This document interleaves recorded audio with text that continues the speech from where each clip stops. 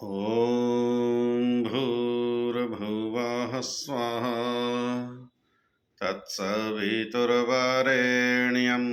भर्गो देवस्य धीमहि धियो यो नः प्रचोदयात्। ओम सभी को नमस्ते जी। हम सब महर्षि स्वामी दयानंद सरस्वती जी द्वारा रचित आर्योद्देश्य रत्नमाला का स्वाध्याय कर रहे हैं। आज आर्योद्देश्य रत्नमाला में क्रम संख्या 5 पाप के विषय पर हम सब विचार करेंगे।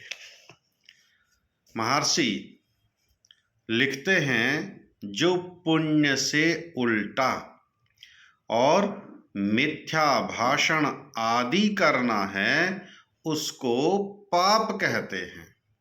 अब पुण्य क्या है ये आप सबने पिछले वीडियो में जान लिया है।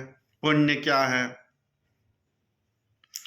अब इस पुण्य से जो भी उल्टा है और मिथ्या भाषण आदि करना है, अर्थात झूठ बोलना, चोरी करना, व्यभिचार करना, आलस्य प्रमाद करना, निंदा चुगली करना, बुराई करना आदि, ये सब क्या है?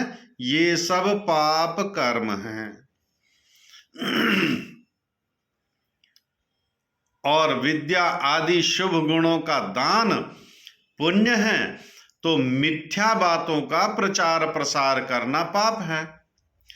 बड़ी बड़ी व्यासपीठों से बैठ करके भ्रांतियां फैलाना, बेल पत्थर पर शहद लगाकर, बेल के पत्ते पर शहद लगाकर शिवलिंग पर चिपका दीजिए, बिना पढ़े पास हो जाओगे। परीक्षा अब चल ही रही है बच्चों की, ऐसा ऐसा भ्रम फैलाया जा रहा है। ये सब क्या है? पाप है, क्योंकि ऐसा किसी वेद आदि सत्य शास्त्रों में प्रावधान नहीं है। परमेश्वर ने तो कर्म करने की आज्ञा दी है, कर्म से ही फल की प्राप्ति होगी। तो ऐसा मिथ्या प्रचार करना पाप कर्म है। श्रद्धेय आचार्य परमदेव जी की व्याख्या देखते हैं। अविद्या फैलाना, पहला ही बिंदु लिखा आचार्य जी ने, अविद्या फैलाना, ये सब क्या है? अविद्या है। बहते जल में नारियल बहा देने से ये लाभ होगा, बहते जल में चावल डालने से ऐसा लाभ होगा, ये सब क्या है? अविद्या है। और अविद्या फैलाना पाप है। दूसरों को सताना पाप है। बिना किसी कारण के किसी का शोषण करना, उस पर अत्याचार अन्याय करना, ये पाप कर्म है। धन का हरण करना आदि पाप है। किसी दूसरे के धन को बलपूर्वक छीन लेना, अन्याय पूर्वक छीन लेना, बहकाकर फुसलाकर छीन लेना, किसी भी युक्ति से उसके धन का हरण कर लेना, ये सब पाप कर्म है।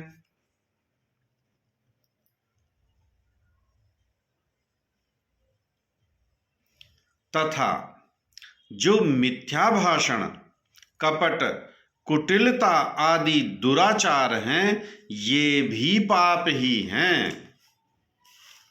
जो मिथ्या भाषण करना है, झूठ बोलना है, अपना हित साधने के लिए झूठ बोलना है, लोकेशना के लिए झूठ बोलना है, वित्तेषणा के लिए झूठ बोलना है, पुत्रेषणा के लिए झूठ बोलना है, किसी भी कारण से असत्य भाषण करना, मिथ्या भाषण करना, वह पाप कर्म ही है। कपट करना, कुटिलता करना, वह सब पाप ही है। आदि दुराचार हैं, ये भी पाप ही हैं, क्योंकि ये सत्याचार नहीं है, ये सत्य का आचरण नहीं है। मन में कुछ है, वाणी में कुछ है, कर्म में कुछ है, ये छल कपट है। छल कपट करना पाप है,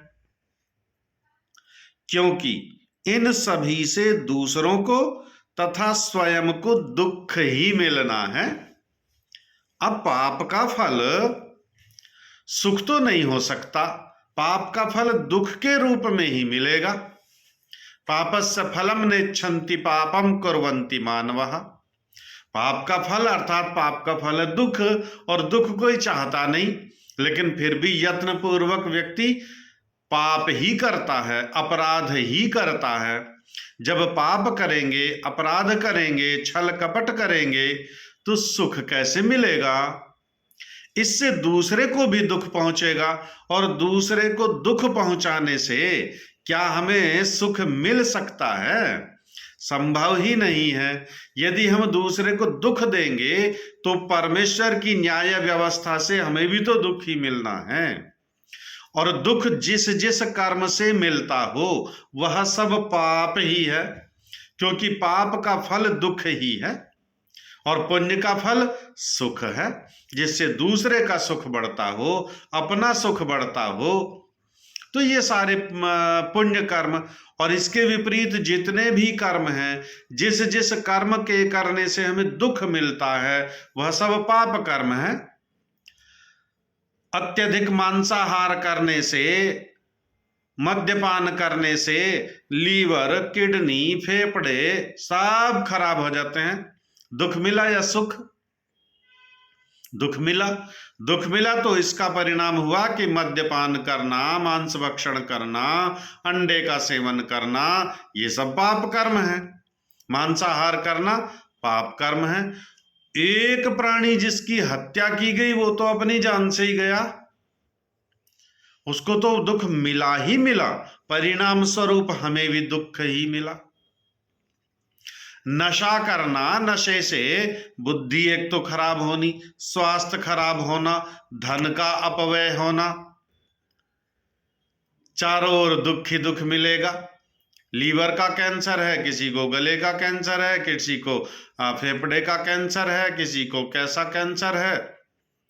किस कारण से? पाप कर्म हुआ कहीं ना कहीं, उसके कारण ये दुख हुआ। तो जितने भी कर्म करने से दूसरों को दुख मिलता हो, स्वयं को दुख मिलता हो, इन सब का जो कारण है वह पाप कर्म है। पाप के कारण ये दुख मिला है। इसलिए इस पाप कर्म से हम बचें, दूसरे को दुख देने से बचें, अपने लिए दुख उत्पन्न करने से हम सब बचें। अगले वीडियो में अगले बिंदु पर विचार करेंगे। सभी का धन्यवाद।